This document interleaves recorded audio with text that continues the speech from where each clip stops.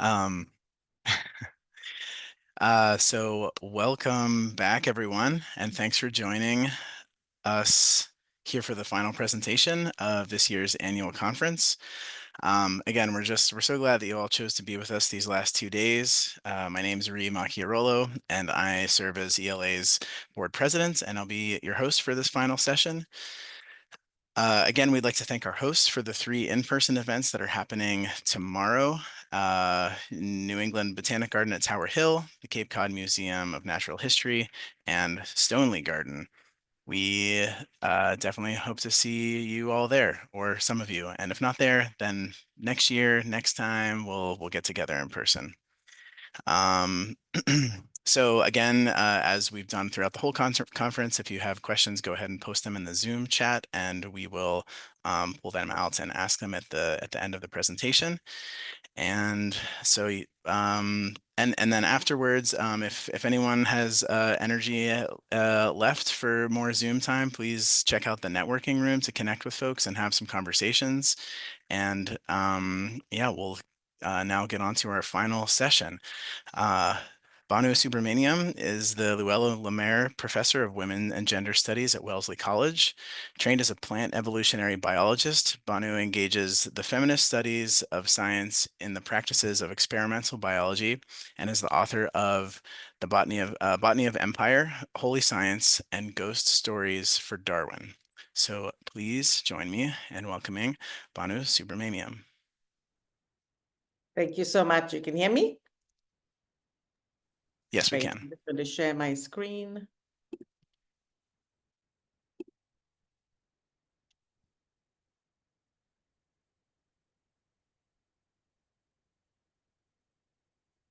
Great. First of all, thanks to Mark for inviting me. This is not an organization or conference I've attended in the past, so I'm looking forward to conversations, and I've met some of you before. So I think this is a very different group, and I'm hoping we can think together. What I'm going to do is start giving you a bit of background of why someone who is a plant evolutionary biologist is now teaching in a women's and gender studies department, and what it means to work across the botanical sciences and women's and gender studies. And so just a brief chronology of how I came here. So I grew up in India. I finished my undergraduate in India and came to the US for a PhD in evolutionary biology. And growing up in India, and this may be a story that is true for a lot of you, was really growing up around the great mythological stories, especially the Ramayana and the Mahabharata. And in these stories, plants and animals are sentient, talking, intelligent beings. There is the ability of plants and animals to become one, and humans to become one another. So it was really a magical kind of imagination of nature that growing up with these stories produced. And the ways in which we understood plants and animals and the possibility of the relationship of humans and plants and animals, not where plants and animals are objects to study or work with, but as part of everyday life, everyday living, and everyday storytelling. And plants are also very central to Hinduism, and in thinking about sacred groves. I'm happy to talk more about it. There are also political questions of religion that come up that I'm happy to say more about. So it was a real shock when I went to school and we studied botany, because all the names that I knew, and very often names in popular contests, describe the plant, versus the Latin names seemed like really a project of alienating. So it was these foreign names that we had to learn, and it felt like creating a separation between me and the plant worlds. And there's a wonderful author, Jamaica Kincaid, that some of you might have read. And she has a wonderful book called My Garden that I highly encourage you to read. And she describes this well. So she grew up in Antigua, and so she talks about sort of growing up with a British education, which is what I did as well. And she says, in my child's mind's eye, the poem and its contents, though not its author, and the people through whom it came were repulsive. I had no rational or just way of arranging and separating the people who created the things to memorize from the people who made me memorize wonderful things, whether they were about daffodils, heaven and hell, or just the River Thames. And this was something I had to do as well. And I think anyone who grew up in a British colony had to memorize Wordsworth's Daffodils as a classic poem. And then she writes in the novel Lucy that Lucy finally, the character, comes on a field of daffodils. I had never seen a daffodil until I came to the US. So a lot of what we were studying in a post-colonial education were not things we ever experienced or were likely to experience. And so Lucy says, I wanted to kill them. I wished I had an enormous scythe. I would just walk down the path, dragging it alongside me, and I would cut these flowers down at the place where they emerged from the ground. Now, this seems awfully violent, a reaction to a field of beautiful daffodils, but it captures something about that colonial education and the imposition of texts, botanical language, scientific language, into everyday schools, so that there's a way in which life on the ground and life in the schools, a sort of intellectual life, grew more and more apart from each other. So these are the histories that colonialism, have left in many of our lives. And part of this is, clearly that we knew names by certain names, by certain words, and then you go out to your botany classes and you had to memorize a completely different set of names because they had Latinized. And a lot of us who grew up in urban India did not have access to forests, through processes of industrialization and urbanization. And so to me, a lot of the botanical education had been a project of alienation, and it was only but it's not something I ever questioned. So it was only well into coming to graduate school and getting interested in gender studies and reading this field that is feminist science and technology studies. And there's a wonderful term by an anthropologist called Sharon Trawick, who talks about academic scientific culture as the culture of no culture. So there is no vocabulary within graduate culture or in scientific culture of how scientific culture functions. And so she has this wonderful, memorable, phrase of being the culture of no culture. And it's in part this sense of alienation and invisibility that took me to a field like women's studies and to this field, feminist science and technology studies. And at the heart of feminist science and technology studies is the argument that science, certainly the way I studied it, science was outside of culture. And I certainly studied that somehow when you go into the lab or you go into the field, one somehow magically is removed from culture and politics and the historical moment we live in, and we somehow, through the scientific method, objectively can study the world and produce big T truths that are universal. Versus, I would argue, certainly in my experiences and in the field, is that one needs to understand science as within culture, that scientists are human beings, and we bring with us our histories, our cultures, our historical moment, and our understandings of the world.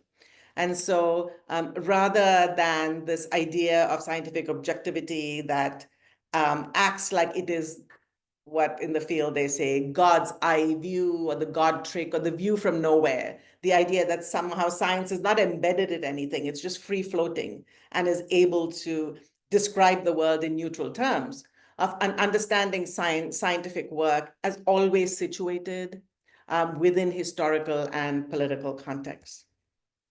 And so rather than understanding the world in these binaries where science and society are separate or where nature and culture are separate, of understanding that theories, language, politics, including scientific terms, constantly move from nature to culture, culture to nature in an endless loop. So rather than understanding the world as nature and culture, to understand it together as nature cultures. So if you take a category like race, it's a scientific category, but it is not a stable category. If you look over the last 100 years, the idea of what we mean by race has changed many times. If you take, for example, there's a wonderful book about how the Irish became white. That the Irish were not always considered white. So there are political movements, social movements that transform, and scientific movements that transform our ideas of what we mean by gender and sexuality, what we mean by native and alien. And so understanding the world as nature cultures forces us to do that kind of interdisciplinary work and situating knowledge within larger projects in the world. And so which brings me in part to this most recent book on plants and empire and beginning to look at the histories of plants. And part of what I discovered in part is, so in a part of a British colonial education meant that after 10th grade, I did not study the social sciences or the humanities. I was fully immersed in the sciences and then in the biological sciences. And so there was so much about the history of science, the history of botany that I had never studied. And so it was really quite an education to get into this history. And from my understanding of people in, my American colleagues, they had not studied the history of botany either, right? So there's something about disciplinarity and that level of specialization that puts us all into disciplinary silos. And so one of the projects that I want to talk about today is some work I've been doing over the last 20 years, thinking about this term invasive species and about the ways in which we theorize biogeography within the botanical sciences. And part of what I'm doing in this work is thinking about plants and animals through the long history, through planetary time. And as you all well know, that at one time, all the continents were together in one supercontinent called Pangaea. And then through continental drift, the continents moved, plants evolved, and new species emerged in different parts of the world. And the prediction is one day there will be a new Pangaea where all these continents come back together. And for me, it's a wonderful imaginative project for me of what happens when they come together and what stories plants and animals might share with each other in that future world.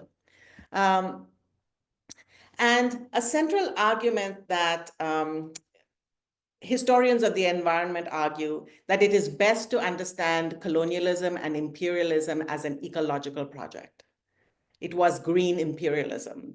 And in part because so much of colonialism was about extracting resources, natural resources from the colonies. And so when you think of that long arc of what has happened in the planet, as Albert Crosby argues, is European colonialism reknit the seams of Pangaea. So the continents were apart, but the colonists took plants from each other. So which is why I grew up with green chilies in India, which is not native to India, or Italians use tomatoes, and there are whole lots of stories. And so what Europeans did really was to create neo-Europes wherever they went. And that colonialism created a world-spanning economic system where plants, animals, and people were shuffled across the globe. So really, if you look at what happened during colonialism, we ought to consider that the original bioinvasion. And in thinking about what colonialism did, this is one of, oops, sorry. No, sorry. I just want to, hold on. Okay.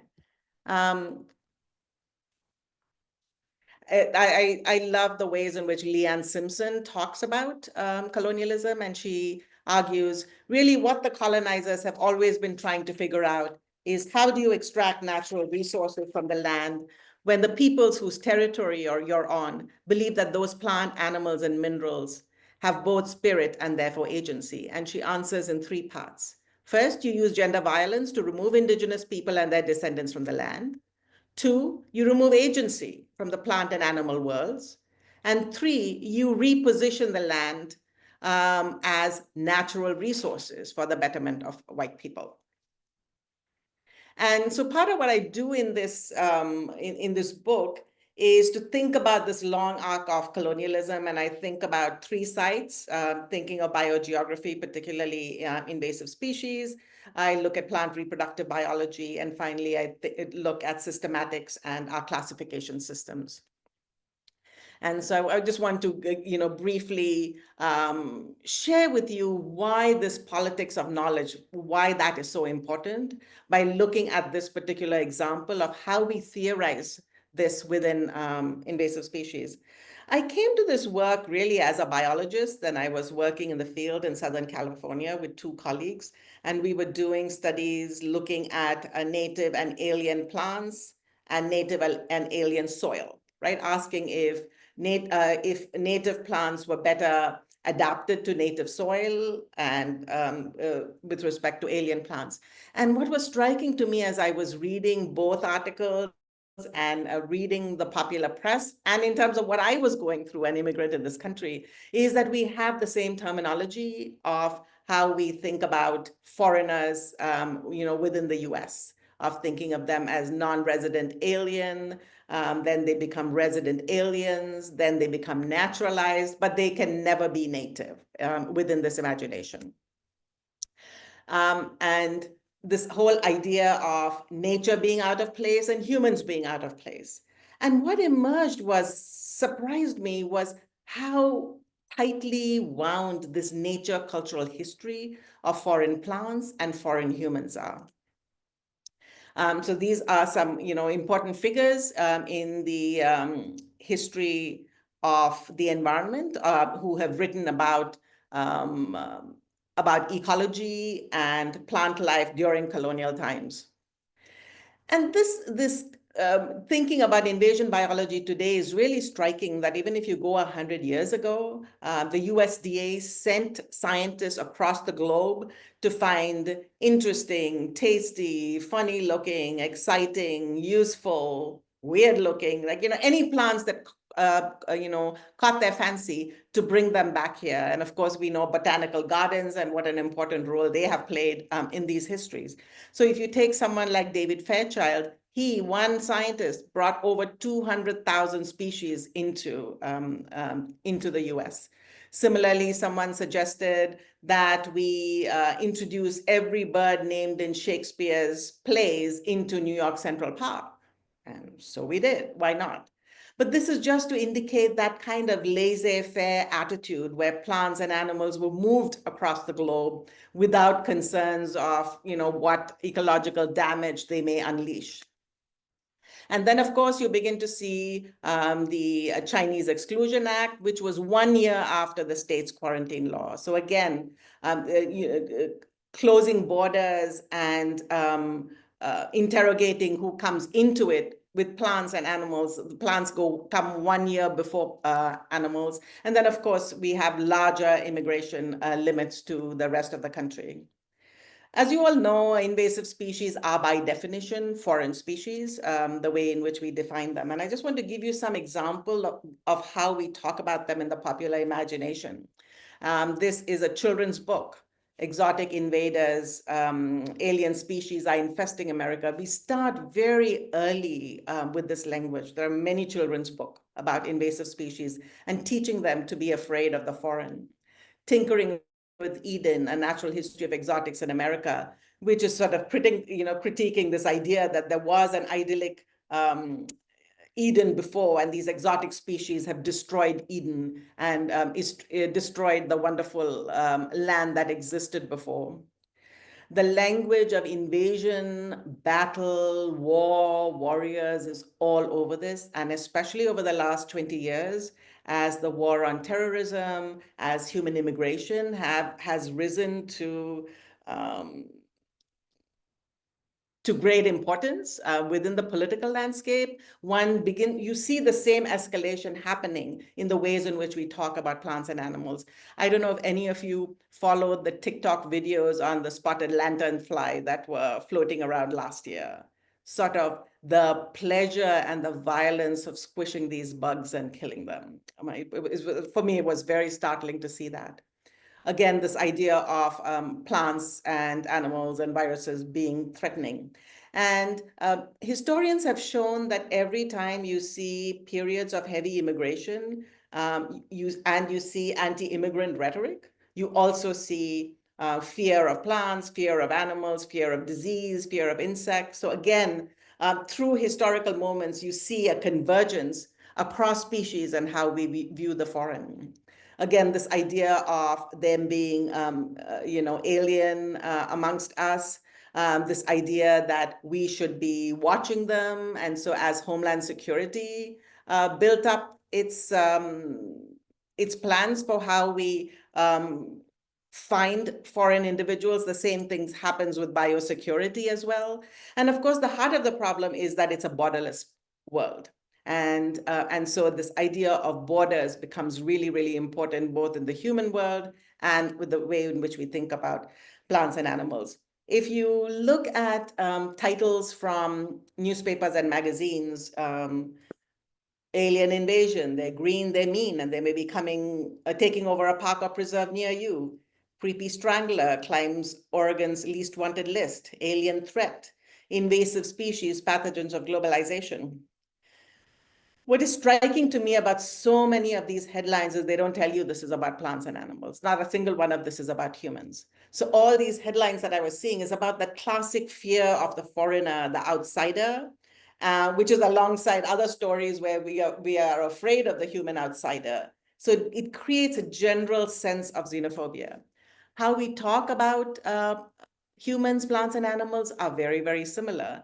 They're all unhygienic, disease-ridden. They look weird. They're taking over everything. They're doing this silently, so it's really urgent because you may not realize it, but it's really destroying the country. They're indestructible. The classic fear of the oversexed third world female of producing too many babies, the fears of miscegenation, that they're here to stay, it's irreversible damage, and that they are overall destructive rather than useful to the land, and they enter the country in stealthy ways.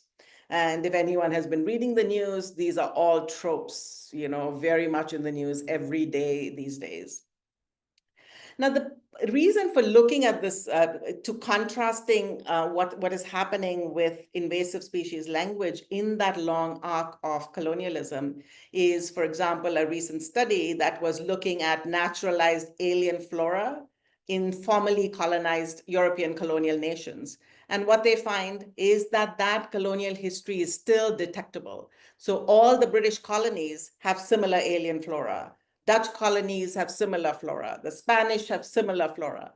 So that legacy of colonialism lives on today.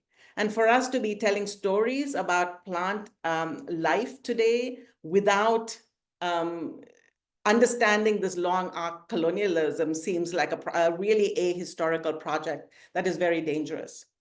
One of my favorite headlines that I saw is, they came, they bred, they conquered.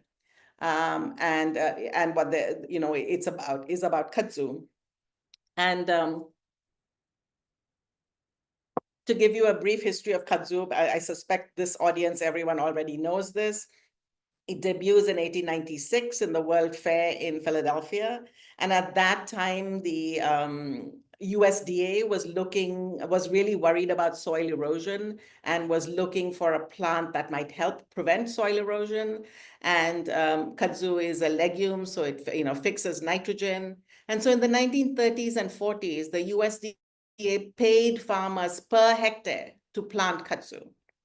Of course, kudzu did something very different in the ecological context of the southeastern United States than it did in Japan. And so today we have all kinds of dangerous vocabulary of a mile a minute plant, and where we present kudzu as this villainous creature. And again, but what we did is we invited kudzu here. We paid people to farm it. And yet, very often in the invasive species literature, we vilify plants without talking about the histories that brought them here. And in a vast majority of them, they come here through human intervention. And I think it's really important to be able to narrate those nature cultural histories. Just like we militarize the borders in the US, there is a similar call within some groups in the environment to, because climate change is that we need to arm ourselves for the environment and become green patriots. Just like we are supposed to call Homeland Security if we see something dangerous with respect to a human being. Now there are smartphone apps where we can take pictures of what we consider dangerous plants or animals and send them, report them. To me, in doing this work in the United States is particularly poignant because who we consider native. The native in these stories are not the indigenous peoples. It is the white settler colonists. So the level of irony of the ways in which we vilify foreigners while the natives are the white settler colonialists, it makes it a particularly poignant case in the United States. By all of this, I'm not suggesting that there is not habitat destruction, that there aren't problems with the environment. But what I am suggesting is invasive species are a symptom of a much deeper problem of history, of our environmental regulations, of our relationship to land, our relationship to the environment. And so to vilify foreign species, rather than look at the underlying overdevelopment that we do to land, the lack of regulations with the ways in which we deal with our environmental issues seems misplaced. And so we need to be, I would argue, focus on these larger, deeper issues that are going on. I want to also give you a brief example thinking about plant reproductive biology. Londa Shibinger opens her book, Nature's Body, with this quote: "Hermaphroditic plants castrated by unnatural mothers, trees and shrubs clothed in wedding gowns, flowers spread as nuptial beds for a verdant groom and his cherished bride. Are these the memoirs of an 18th century Academy of Science or tales from the boudoir?" And she argues both. And there's been a lot of work done on this in looking particularly at Linnaeus and the ways in which he developed his classificatory system, where plant sex was really, really critical. And what Janet Brown and Lotta Shibinger argue is that if you look at the history of botany, the scientization of botany coincided with an ardent sexualization of plants. So they happen at the same time. And so the scientific revolution and the revolution in sexuality and gender came together to make plant sexuality as a central focus of botany. To be a Linnaean taxonomist, Janet Brown argues, was to believe in the sex life of flowers. Not only were Linnaeus' plants sexed, but they actually became humans, specifically husbands and wives. So the key to Linnaeus' classification system was the nuptiae plantarum, or the marriage of plants. And he imagined plants really as a complete analogous structure to humans. And so within plants, plants might have two separate, so they could be dioecious or they could be monoecious. They can be male or female or bisexual, hermaphroditic, whatever you want to call them. But plants also sometimes the anthers develop first, and others the ovules develop first. And in terms of actually looking at the different reproductive structures of the plant, he saw an exact analogy between, for example, the filaments and the vas deferens with the anthers and the testes, the pollen with the seminal fluid, the stigma and vulva with the style and the vagina, the pollen tube and the fallopian tube, the pericarp and the ovary seeds. And so there's a complete analogy between the ways in which he saw humans and plants. And so, and he also introduced this idea of Andrea and Gainea, which are really husbands and wives. So which is why this is the marriage of plants in the ways in which he classified plants. But of course, plants aren't, do much more interesting things than compulsory heterosexuality and a world where there is only binary sex and where there is marriage. And I would say humans also do, but certainly in Linnaeus' imagination, this was the vocabulary he brought to botany. And so we have had to come up with lots of different terms to describe what it is plants do. So we have They are androecious if they only have male flowers, gynoecious only female flowers. They're androdioecious, they have male flowers on some plants, bisexual on others. They can be gynodioecious, they can be androgynomonoecious, andromonoecious, gynomonoecious, polygamodioecious, subdioecious, subgynoecious, trimonoecious, trioecious, and I will stop here. It can go on and on. And so this seems like part of what has happened here is an exercise in forcing plants into a binary category of Victorian sexuality, when in fact plants do something far more interesting. And it seems to me that it's really important, just like with invasive species, that we need new language to think about what it is plants do. Um, I would argue that similarly within plant reproductive biology, we need theoretical frames and an understanding of plant sex that is not forced into the narrow conceptions of human sexuality. And so I think what we need is really of opening up our imagination because we love plants. And because we love plants, I think we should observe what plants do. And what plants do is something far more interesting than what humans do. And whether we like it or not, plant histories and why plants are in different parts of the world, the ways we describe plants come from colonial theories of botany. And so that colonial language remains in how we name plants, in terms of if you think of scientific names of plants. A large number of them are still celebrating the white colonists. This idea of colonialism, of terra nullius, that when the colonists went, even though there were peoples in those places, that they assumed it was empty space and no one there. And even though indigenous peoples had lots of different names for local plants, often what the colonists did is put their own names in there. And so we celebrate a lot of colonial history in the very names, the botanical language of plants. And so I would argue that it's really important for us to think about the botanical world as a nature cultural world and attend to these colonial histories that have shaped how we describe them, how we theorize them, and how we understand where plants are in different parts of the world. So rather than, accept this history without question, we look at the tremendous violence that histories of colonialism have done to our theories of plant worlds. So to briefly summarize, there is a wonderful term in my field called agnotology, which is about the powerful ways in which we sanction ignorance. Right. And so there's a way in which, for me, that when I was trained as a botanist, I was not taught history. I was not taught history of botany.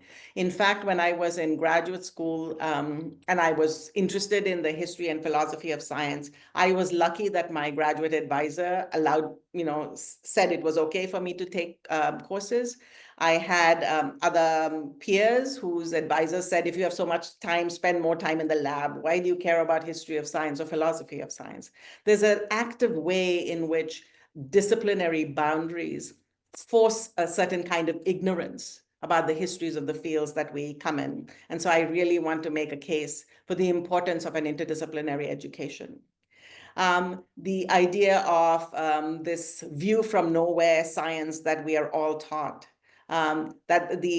versus if we were reflexive, if we were self-critical, if we were accountable to the histories we came in, that we should think about every terminology we use and say, where is this coming from? What kind of work is it doing? What histories brought us here? Third, of understanding humans as not outside of nature, but that we are part of nature. And this one is one of the central ideas that I've seen across the world when you look at indigenous ecologies, of that the idea is not this world out there that you don't touch, not theories that the way we will save the planet is by exterminating humans, but learning to live with and engaged with the natural part of the world. It is also, for me, always ironic that we think of nature as feminine. So we talk about Mother Nature to be dominated. But when you actually look at biological, ecological theories, we have far more theories about competition than coexistence.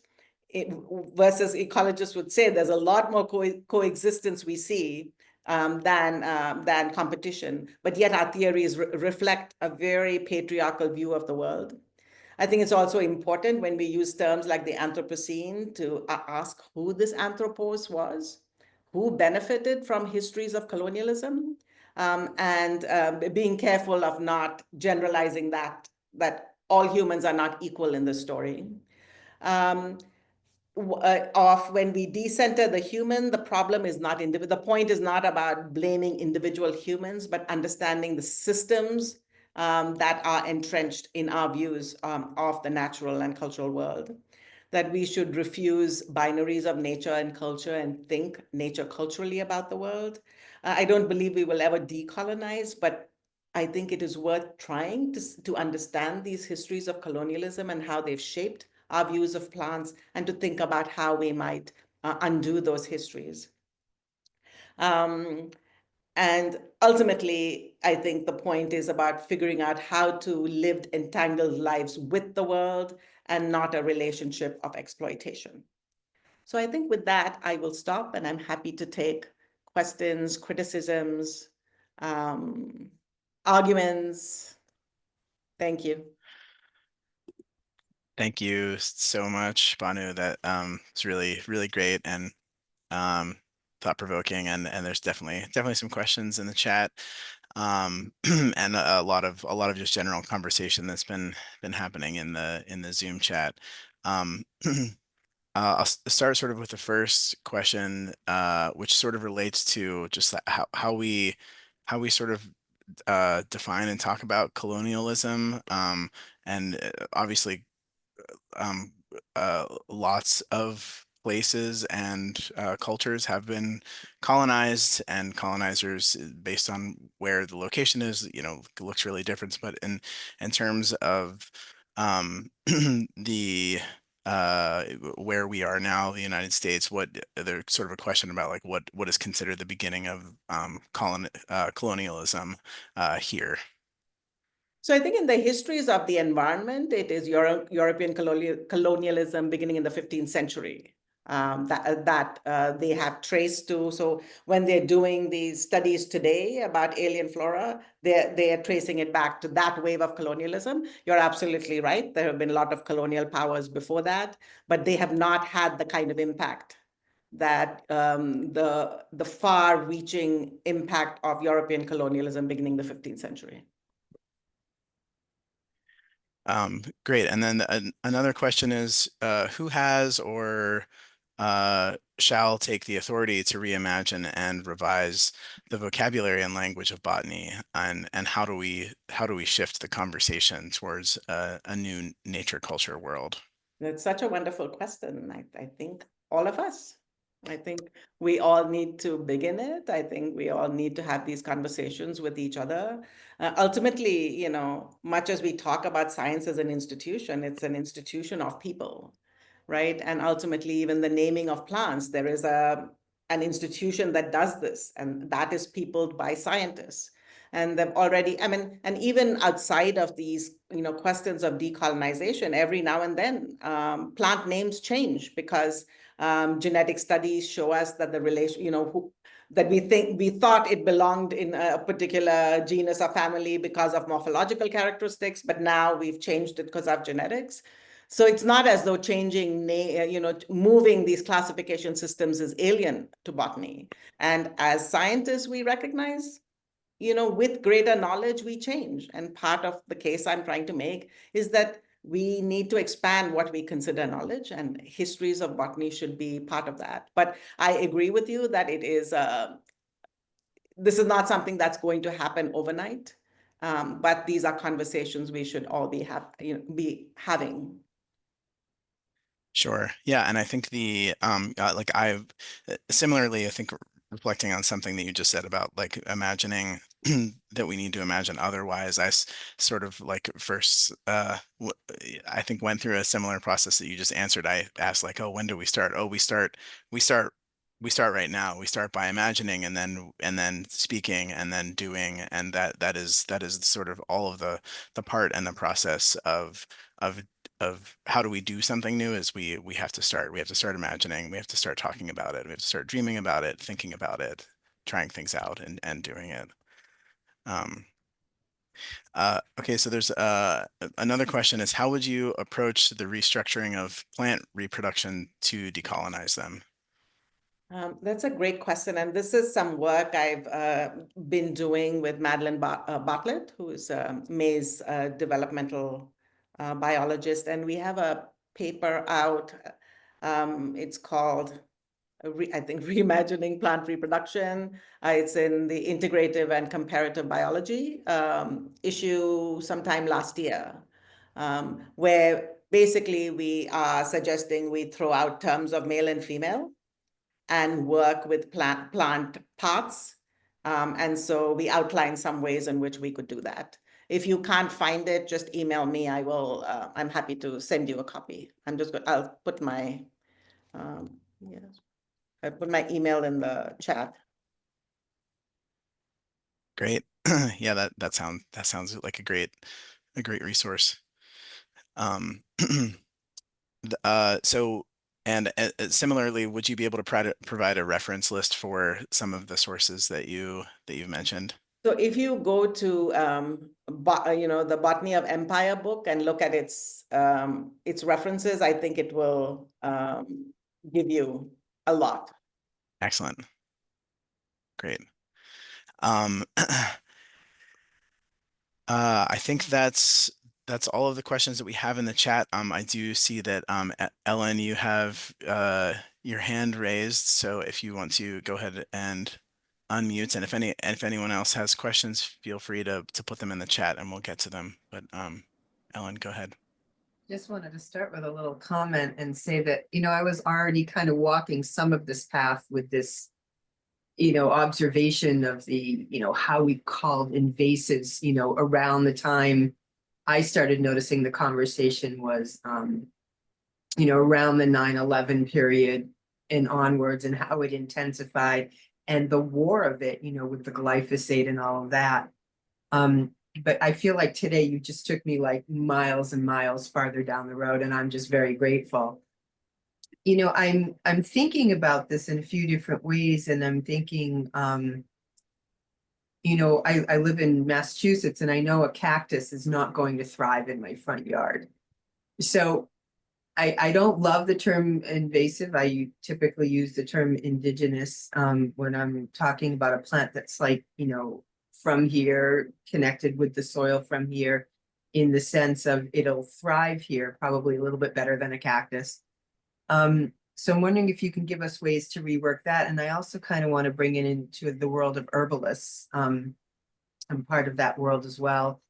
And, we just see plants, many of us really differently. Like, yes, we study our science, but we also, doctrine of signatures was science back in the day, but also, the strong belief what you need will probably grow in your yard, or as you're walking along, you'll be attracted to it. And this sort of innate wisdom of plants and their communication with each other that I think the colonial thing completely cuts off. And it, it kind of sets up like society and community in a circle versus this like pyramidal thing.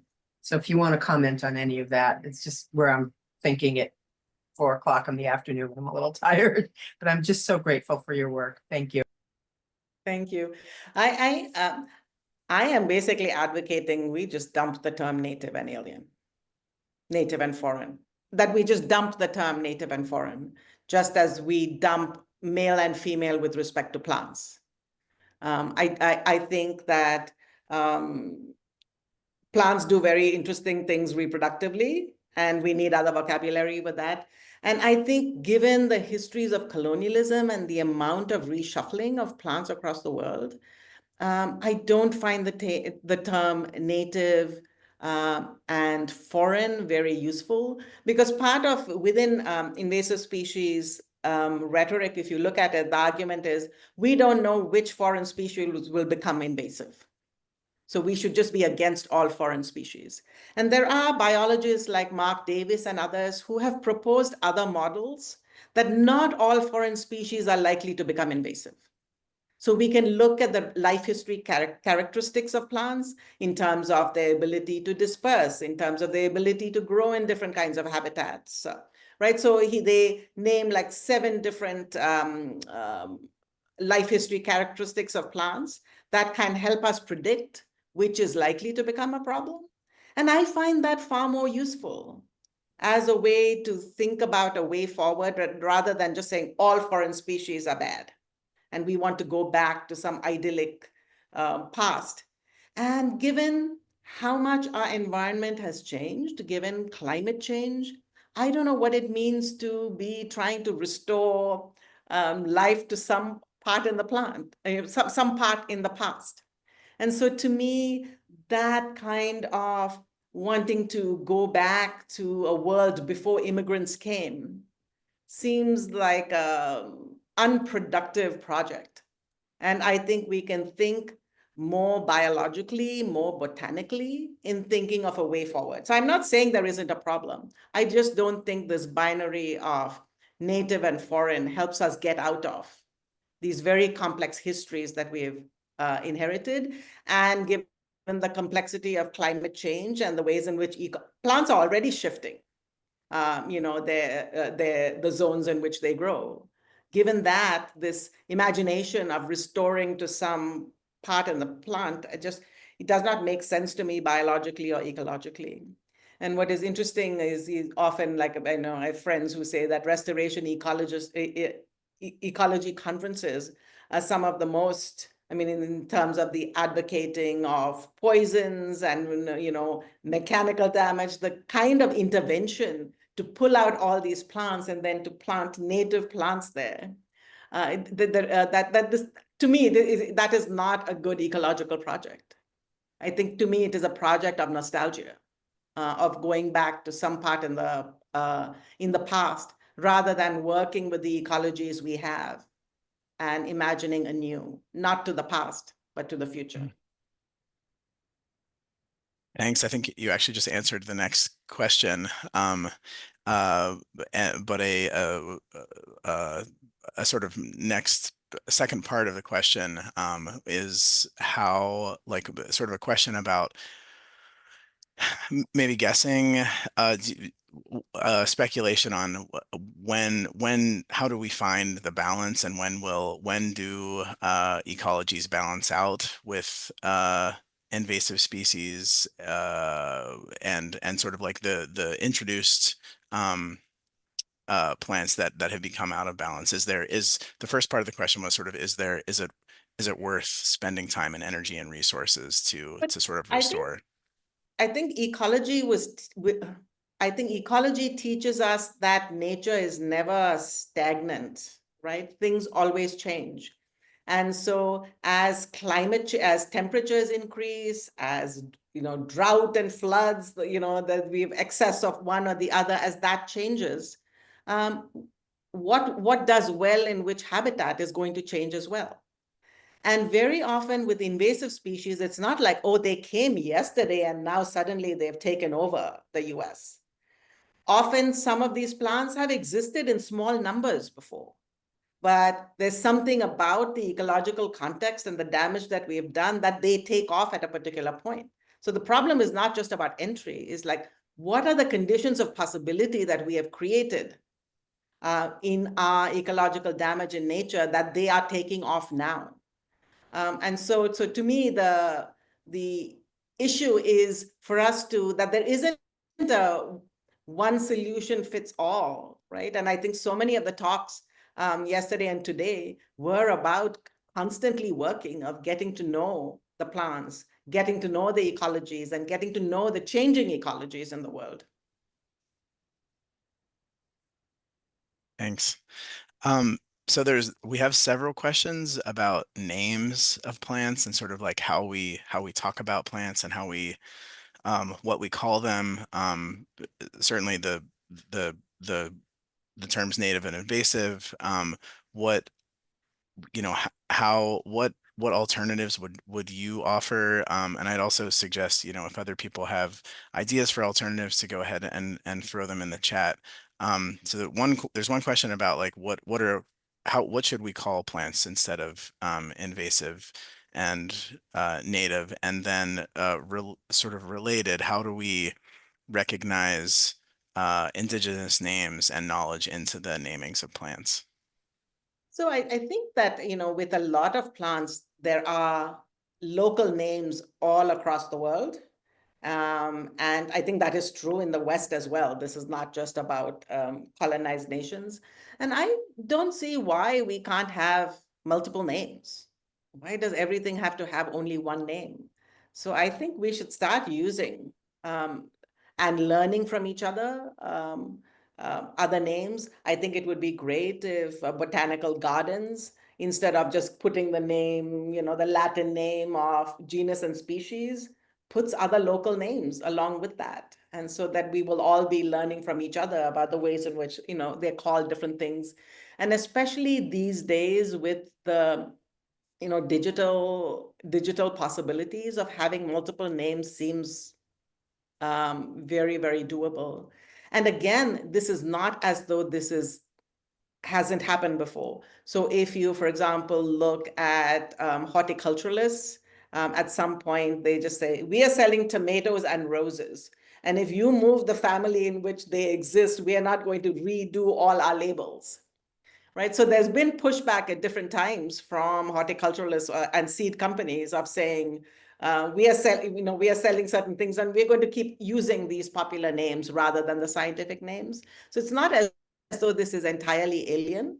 And I really think that as especially children come to plant studies courses, bringing this knowledge, and we find a place for that naming system to be possible in classroom across the world, I think it will re-engage us with the natural world in ways in which I think scientific studies often alienate us, as this is specialized knowledge. You can't bring anything, you don't bring knowledge to, that is worthy in a classroom. You have to study these from a textbook.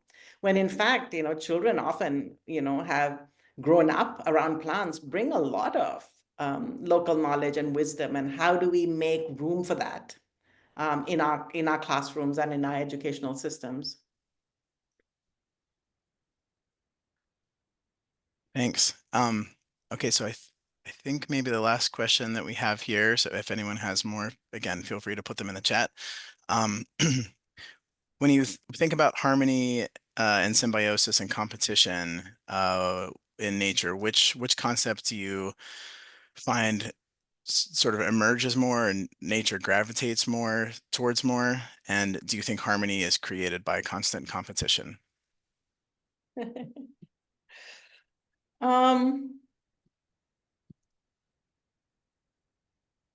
Harmony is a very loaded word of what it means. And so I'm a little nervous about saying harmony is our goal. So to me, so much of what happens in the natural world, is constant adaptation, constant change, constant adaptation to change. It's a mobile, evolving world and evolving ecosystems. Yes, there is cooperation, there are mutualisms, there's symbiosis, there's competition, all of these exist. But, having studied biology, some of our theories overrepresent some modes than others. So I think we have a lot of work to do in making visible the complex ways in which the natural world engages with each other, as Ellen was saying earlier. So I think we have a lot of work to do to uncover that. I'm looking for the question you just read, because I got lost in the. I can post it back in the chat.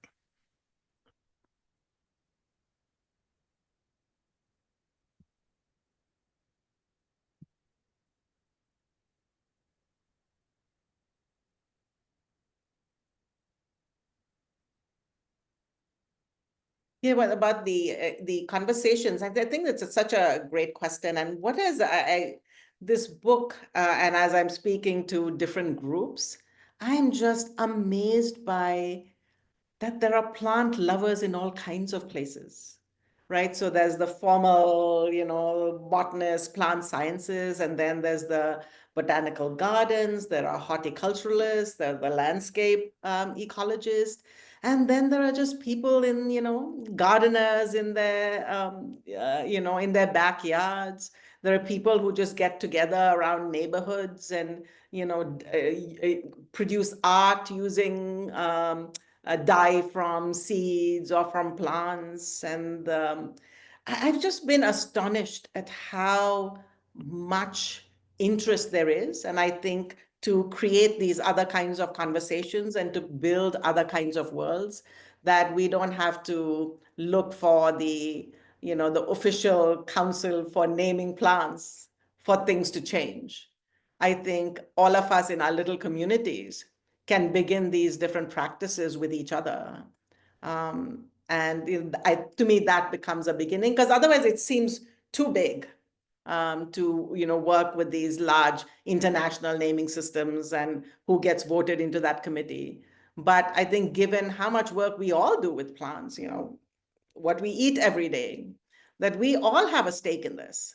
And I think we should own that stake and work with that. And farmers, yes, of course. I'm sorry, Susan. Yes, of course. That's another community I have really enjoyed getting to know. And what is so interesting when you work with people who are working every day with plants, right? So then for them, it's not like every individual of the species doesn't act the same way. They understand variability within the species, sort of within greenhouses and botanical gardens. It's like this individual of that species did really well here, but this other one didn't. And trying to figure out why some plants are happy where is really interesting. There's a biologist here at Wolseley College, Alden Griffith, who did some work with Phragmites. No, sorry, garlic mustard, which is an invasive species. And you think, oh God, this is a species that will take over. And so he wanted to do some experiments around that, but it just wouldn't grow. So sometimes you even hear these stories of these so-called invasive species that outgrow everything and they're going to take over everything, that people who are trying to do experiments with them have very different experiences. And so working with plants, there are lots of different stories. And yes, Ellen, also herbalists, absolutely. And really, pharmaceuticals are really patented herbal medicine, right? Where the active ingredient has been taken out. So so many of our pharmaceuticals come because they watched some group use a particular plant because it helped with this or that, and then they get the active ingredient and then patent it. So much of that is really herbal knowledge that science has embraced.